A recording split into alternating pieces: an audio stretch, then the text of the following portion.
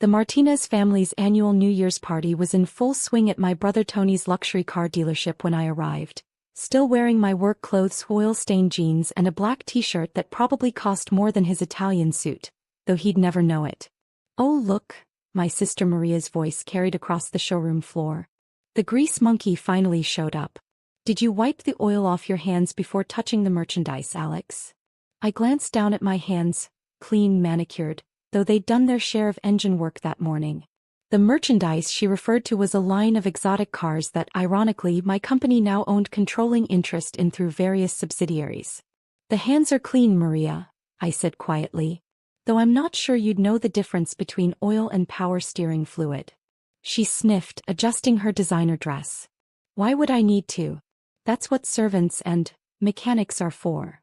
I bit back a smile thinking about the documents sitting in my office downtown. About the fact that my little garage had grown into Phoenix Automotive Group, the largest automotive empire in the state. About how their precious dealership's survival now depended on my signature. "Alex," my father's booming voice echoed through the showroom. "Still playing with cars, I see.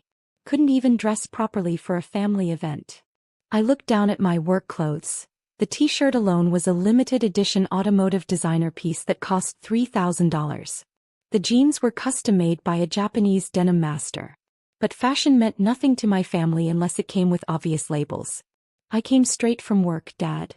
"Work?" Tony scoffed, polishing a Ferrari's hood with his silk pocket square.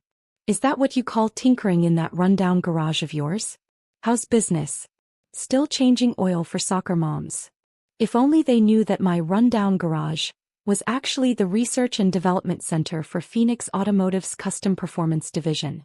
That the soccer moms included CEOs, celebrities and professional athletes who trusted only us with their rare and exotic cars. "Business is steady," I said mildly. "Steady." Maria laughed. "Is that code for barely surviving? Not all of us can be as successful as Tony. Did you hear? The dealership just got exclusive rights to the new Lamborghini line." I nodded, remembering the meeting where I'd approved that agreement. Phoenix Automotive Group owned the regional distribution rights for most luxury car brands. Though the Martinez family dealership didn't know they answered to me. "How's the new service department working out?" I asked innocently. Tony's smile faltered slightly. The department, using diagnostic systems developed by my company, had been causing him headaches for weeks.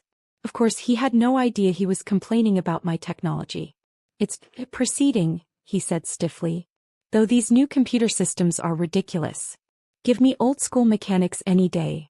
I thought about our AI-driven diagnostic platform that could identify problems faster and more accurately than any human technician. About the millions we'd invested in developing cutting-edge automotive technology. "Technology's changing fast," I offered. "Have to keep up with the times."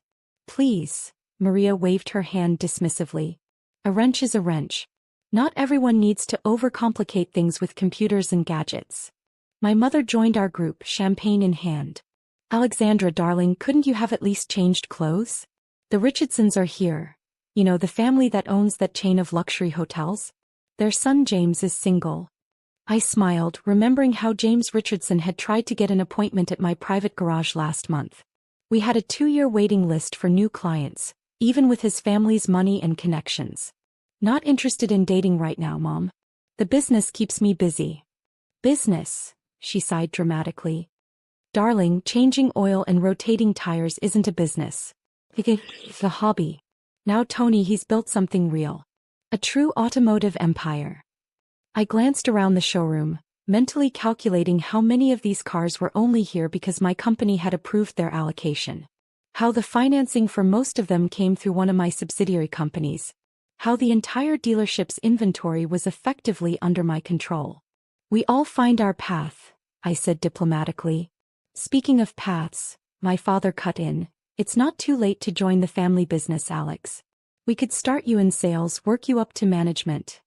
I thought about the org chart in my office, showing Phoenix Automotive Group's structure. The Martinez dealership was a tiny dot at the bottom of a vast network of companies I controlled.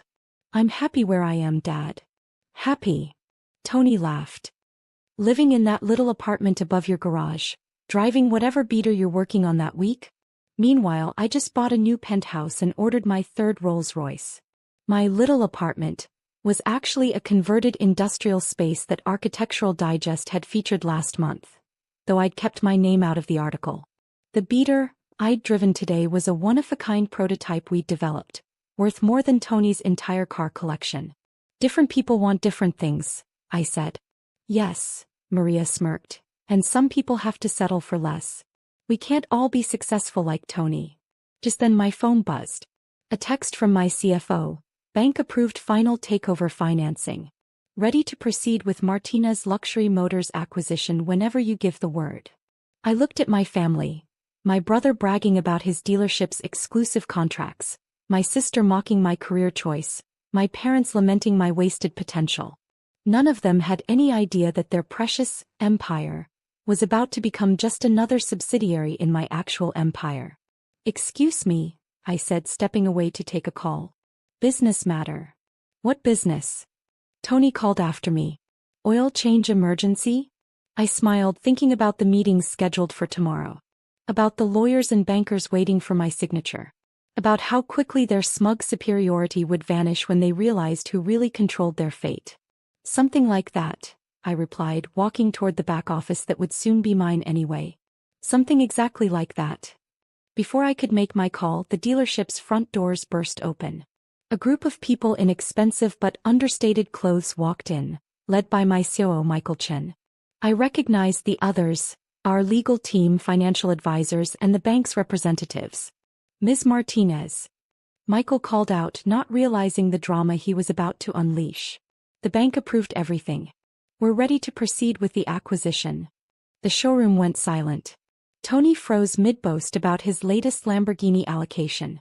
Maria's champagne glass stopped halfway to her lips. Martinez. My father stammered. I turned to face my family, straightening my work clothes, that probably cost more than Tony's entire suit collection. Well, I said quietly, I suppose now is as good a time as any to explain what I really do for a living. What's going on? Tony demanded, his face flushing. What acquisition? Michael stepped forward, tablets and documents in hand. The Phoenix Automotive Group's acquisition of Martinez Luxury Motors, of course. Ms. Martinez, we have the final paperwork ready for your signature. Phoenix Automotive? Maria whispered. But they're the largest automotive company in the state. I finished for her. Owner of regional distribution rights for most luxury brands, parent company of 12 high-end service centers, and developer of the diagnostic system you've been complaining about, Tony. My brother's face went pale. You're Alexandra Martinez, CEO and founder of Phoenix Automotive Group. Michael supplied helpfully. Though most people in the industry just call her the queen of cars. My mother had to sit down on a nearby leather showroom couch. But you're just a mechanic. I'm an automotive engineer with 3 patents in diagnostic technology, I corrected her. The little garage you mock is actually our R&D center. Those soccer moms you laugh about? Fortune 500 CEOs and professional athletes who wait months for an appointment. The new computer systems, Tony said weakly, realization dawning. The ones giving us trouble are mine, I confirmed. Your service department's problems would have been solved months ago if you'd bothered to read the implementation reports instead of dismissing them as ridiculous complications. My father found his voice. But the dealership, our exclusive contracts, exist because I approved them, I said. Phoenix Automotive Group controls regional distribution for every luxury brand you carry. We own the financing company that underwrites your inventory. We even own this building, through a subsidiary that bought it last year. Maria collapsed into a chair. The waiting list at your garage. 2 years long, Michael added proudly. Even for the Richardson family. Though they don't know that Ms. Martinez turned down their son's personal request for special treatment. James Richardson? My mother whispered. The one I've been trying to set you up with? I smiled. He wanted to skip our waiting list. I don't make exceptions, not even for rich boys with hotel empires. The legal team approached with documents. Ms. Martinez, we need your signature on the final acquisition papers. Tony stepped forward, panic in his eyes. Wait. You can't just take our dealership. Actually, I said, accepting the papers, I can. Phoenix Automotive Group already owns controlling interests through various shell companies. This is just making it official. Why didn't you tell us? My father demanded. Would you have believed me? When have you ever taken anything I've done seriously? I started signing the documents, each signature transferring another piece of their empire into my actual one. The apartment above the garage, Maria said suddenly. The one we made fun of. Was featured in Architectural Digest last month, Michael supplied. Though we kept Ms. Martinez's name out of it. The garage below houses her private collection, some of the rarest cars in the world. My siblings exchanged looks of pure dismay. All those years of mocking my simple life, and I'd been operating at a level they couldn't even comprehend. The car you drove today, Tony said slowly. It's not a beater, is it? It's a prototype, I explained. Worth about $8 million. We're developing new hybrid technology that's going to change the industry. As the reality of their situation sank in, my family's reactions varied. Maria looked like she might faint. Tony kept opening and closing his mouth like a fish out of water. My parents aged years in minutes. What happens now? My father finally asked. I finished signing the last document and handed it to our lawyers. Now, Martinez Luxury Motors becomes part of Phoenix Automotive Group. You can stay on, if you're willing to learn how to run a dealership properly. Learn. Tony scoffed, a flash of his old arrogance returning. I built this business. No, I corrected him gently. You rode Dad's connections to get franchise agreements that I actually controlled. You sold cars using financing I provided. You operated in a building I owned. The only thing you built was an illusion. The truth hit him like a physical blow. Decades of superiority crumbled in seconds. But we can learn, Maria said quietly, surprising everyone. Can't we? About the real automotive business. I studied my sister, seeing perhaps for the first time a glimmer of genuine interest rather than social climbing. Yes, I said. If you're willing to start from the ground up. Learn about the cars themselves, not just their status symbol value. Over the next few months things changed dramatically. Tony swallowed his pride and enrolled in our technical training program, finally learning how the machines he sold actually worked. Maria discovered a talent for customer relations once she stopped treating clients like walking wallets. My parents, well, they're trying. Mom stopped pushing me toward suitable matches, finally understanding that I'd built something more impressive than any marriage could provide.